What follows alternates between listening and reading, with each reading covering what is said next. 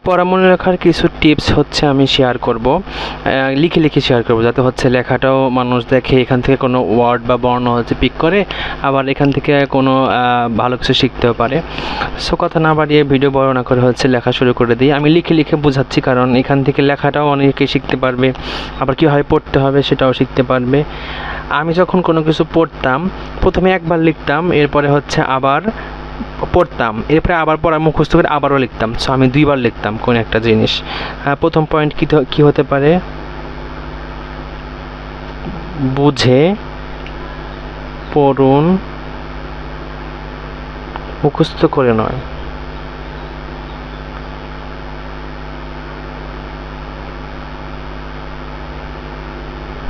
আমি একটা স্টুডেন্ট পড়াইতাম, তার কোনো লেখাতে কোনো মাত্রা ছিল না। আমাদের যেমন মাত্রা লিখতেছি, ও প্রত্যেকটা অক্ষরই মাত্রা ছাড়া লিখতো, দেখতে ভালো লাগতো না, নাম্বারও কম পাইতো, কিন্তু স্টুডেন্ট ভালো ছিল। 2 নম্বর কী হতে পারে? নোট তৈরি করা। নোট তৈরি করা। আমি যখন ইন্টারমিডিয়েটে পড়তাম, তখন হায়ার ম্যাথের প্রত্যেকটা চ্যাপ্টার আমি হচ্ছে আমাদের স্যারকে নোট করে দিয়েছিলাম, আমার এখনও মনে আছে। নোট এত বেশি লেখা ছিল, আমার হচ্ছে অসহ্য লাগতেছিল, আসলে এত বেশি লেখা ছিল। তারপরে স্যার একটা হচ্ছে কপি আমাকে দিয়েছিল নোটের, সেটার মধ্যে সরল সমীকরণ, এই অধ্যায়টা। 3 নম্বর হতে পারে নিয়মিত রিভিশন করা, পড়াশোনা নিয়মিত রিভিশন করা, সময় পেলে রিভিশন করা।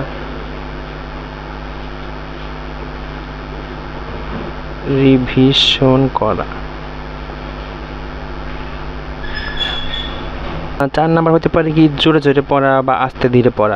যার যেভাবে পড়লে মুখস্থ হয় সেভাবে পড়া, জোরে বা আস্তে ধীরে পড়া। আমার কিন্তু জোরে পড়লে পড়া মুখস্থ হয়, আবার আস্তে ধীরে পড়লেও পড়া মুখস্থ হয়। সো যার যেভাবে পড়া মুখস্থ হয় সেভাবে পড়া। আমার বাংলা থেকে ইংলিশটা বেশি ভালো মুখস্থ হয়। ইংলিশে কোথায় প্রিপোজিশন, কোথায় ইন, কোথায় অফ, প্রত্যেকটা জিনিসে ভালো মুখস্থ থাকে।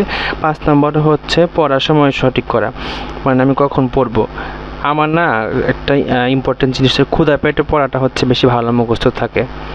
আমি যদি ভরা পেট থাকে তখন আমার ঘুম আসে, এই জন্য হচ্ছে আমি সকালে হালকা কিছু খেয়ে হচ্ছে পড়াশোনা শুরু করি, বা দুপুর পর না খেয়ে পড়াশোনা শুরু করি, তাহলে পড়াটা ভালো মনে থাকে। খাইলে কিন্তু পড়ার সময় ঘুম ধরবে। সো ফুল পেটে না খেয়ে হালকা ক্ষুধা রেখে হচ্ছে পড়াশোনা করতে হবে। 6 নম্বরে কি হইতে পারে?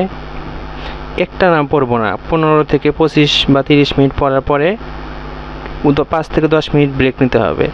একটা না পড়া, ব্রেক নিলে তখন হচ্ছে মনটা ফ্রেশ হবে, তাহলে হচ্ছে ভালো লাগবে। 7 নম্বরে আমার কী হতে পারে? পর্যাপ্ত ঘুম ও পানি পান করতে হবে। ঘুম ও চোখে আসলে পড়া কেন কোনো কিছুরই মনোযোগ আসে না, সেজন্য পর্যাপ্ত ঘুমানো আমাদের খুবই প্রয়োজন। সাথে পানীয় পান করতে হবে, যাতে হচ্ছে ব্যালেন্স থাকে।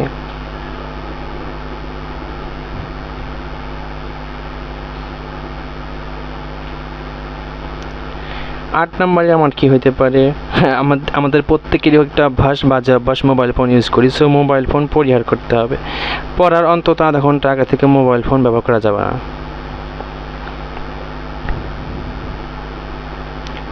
মোবাইল ও বিভ্রান্তি থেকে দূরে থাকতে হবে। আমি কিভাবে লিখলাম বিভ্রান্তি, এখান থেকে কিন্তু মানুষ যারা ভালো বোঝে তারা এই ভয়টাকে পিক করতে পারে।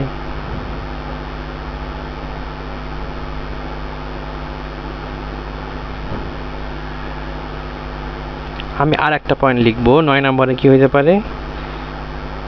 শর্টকাট কৌশল ব্যবহার করা, যেমন ক্লাস 8-এর মনে হয় বইয়ে আছে, বা প্রত্যেকটা বইয়ে থাকতে পারে, মৌলিক পদার্থ, ওগুলোকে আমরা প্রথম অক্ষর দিয়ে সেগুলো মুখস্থ করে রাখা, প্রত্যেকটা নাম দেশের প্রথম অক্ষর মুখস্থ করে রাখা। তো কী হবে? শর্টকাট ব্যবহারের কৌশল করা, শর্টকাট কৌশল ব্যবহার করা। কোনো পড়া মুখস্থ না হলে আমরা শর্টকাটে সেটাকে মুখস্থ করতে পারি, বা বারবার পরে মুখস্থ করতে পারি। সো আমি এভাবে লিখে প্রকাশ করলাম। এখান থেকে কোনো একটা ওয়ার্ড কার ভালো লাগলে বসে জানাতে পারেন। আসসালামু আলাইকুম।